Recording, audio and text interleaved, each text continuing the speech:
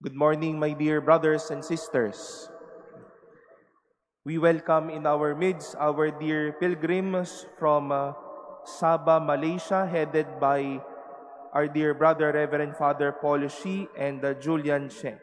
We welcome them to the Manila Cathedral. Palakpakan po natin sila.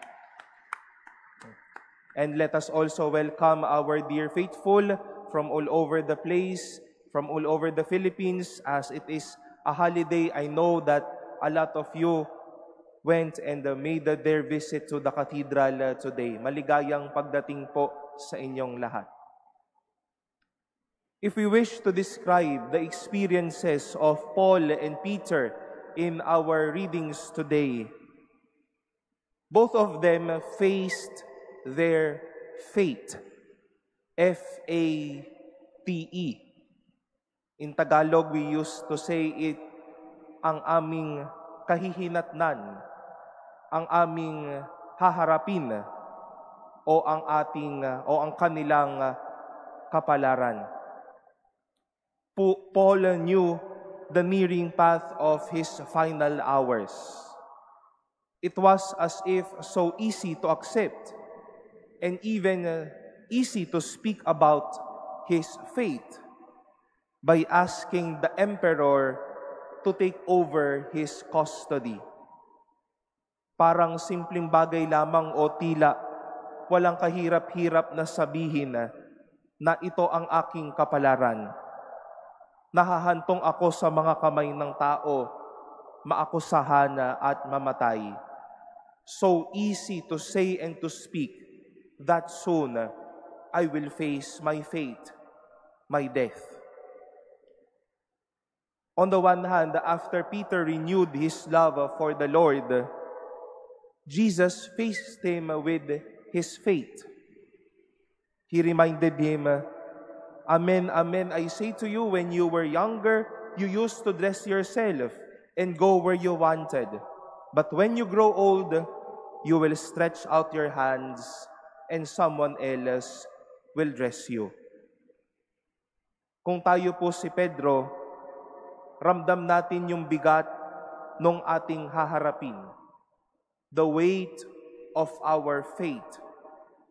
But to face our fate with Jesus, nothing seems to be hard. All of these are like easy to embrace. What could be the secret of Peter and Paul? Their faith. F-A-I-T-H. They faced their fate with faith. Dahil nanalig sila, puno sila ng tiwala. Kaya masaya sila at maluwag sa puso nilang hinarap ang kanilang mga kapalaran.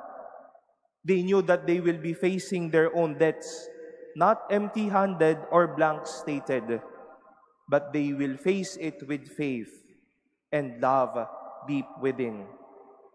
Kaya madali at maluwag nilang hinarap ito, baon nila ang pananalig sa kanilang kalooban. My dear brothers and sisters, we face many fates in our life. Our dreams, our wants, our hopes, our desires, our prayers, and those many phases of fates in life. Minsan mahirap sabihin o minsan mahirap pangarapin ang mga ito. It is even sometimes so hard, it is even sometimes hard to speak of these. But we face our fate with faith. Harapin ang kapalaran ng may pananampalataya. We bring confidence within. We bring faith within. We bring hope within. We bring the good news within. Para kung minsan ay mahirap harapin ang bukas, kung minsan ay hindi maluwag harapin ang hinaharap, ang baon natin hindi na po takot, hindi na pangamba, laging baon pananampalataya.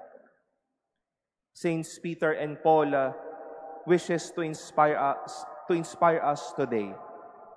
Face fate with faith. Manalig sa pagharap ng kapalaran. Face daily fates with trust. Face our fates with love from our God.